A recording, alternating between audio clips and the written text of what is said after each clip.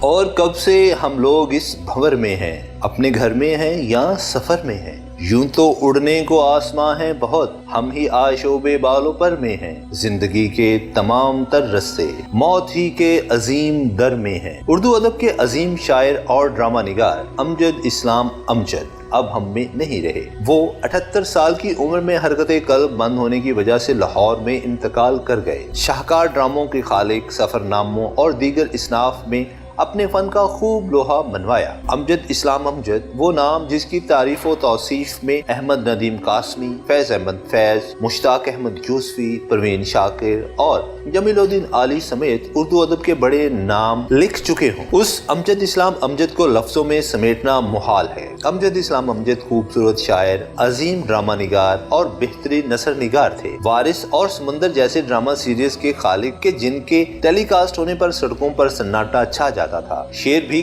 کمال لکھتے تھے اور خوب پڑھتے تھے۔ یہ گرد باد تمنا میں گھومتے ہوئے دن، کہاں پہ جا کے رکیں گے یہ بھاگتے ہوئے دن، غروب ہو گئے رات کے اندھیروں میں، نوید امن کے سورج کو ڈھونڈتے ہوئے دن۔ امجد اسلام امجد 4 اگست 1944 کو پاکستان کے شہر سیالکوٹ میں پیدا ہوئے، جبکہ ابتدائی تعلیم کے سفر کا آغاز لاہور سے کیا۔ ایک انٹرویو میں اپنے بچپن کے واقعات کو یاد کرتے ہوئے انہوں نے بتایا کہ ان کا خاندان ایک دستکار خاندان تھا، جس میں ادب پڑھنا تو دور کی بات، پڑھنے لکھنے کا رواج ہی نہیں تھا۔ پاکستان سمیت دنیا بھر کے ادبی حلقے ان کی ناگہانی موت کا افسوس منا رہے ہیں۔ برطانیہ میں مقیم شاعر ادیب ڈاکٹر یونس امین شیخ نے ان کے انتقال پر انتہائی افسوس کا اظہار کیا۔ ان کا کہنا تھا کہ پاکستان ایک عظیم شاعر اور ادبی شخصیت سے محروم ہو گیا۔ کیمرہ مین کاشف نذیر کے ساتھ محمد آصف، INA نیوز، پاکستان۔